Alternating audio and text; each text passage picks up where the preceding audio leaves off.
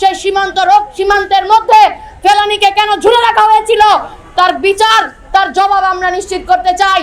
আমরা বন্ধুত্ব কোনোভাবেই ফেলানীর লাশের উপর দিয়ে, আবরারের লাশের উপর দিয়ে করব না, বরং ফেলানী এবং আবরারের হত্যার বিচারের মধ্য দিয়ে নিশ্চিত হবে ভারত বাংলাদেশের বন্ধুত্ব।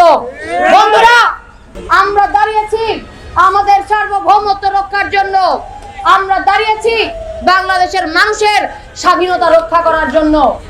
আমরা আগেও শুনেছি, বইয়ে পড়েছি যে স্বাধীনতা অর্জনের চেয়ে রক্ষা করা কঠিন।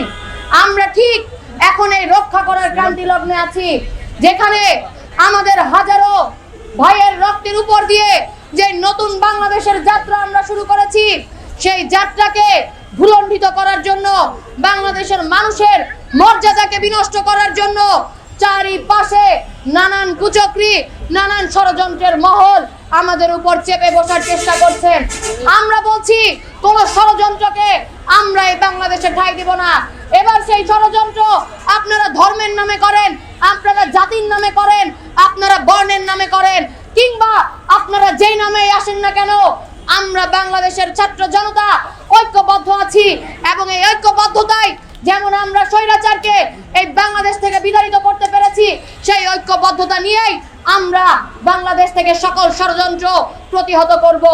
ভারতীয় কোন আধিপত্যের নীতি বাংলাদেশে বাস্তবায়ন হবে না, হবে না এবং হবে না।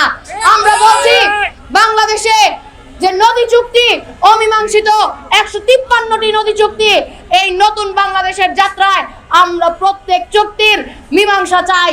স্পষ্ট আলাপ, আমরা প্রত্যেক চুক্তির মীমাংসা চাই।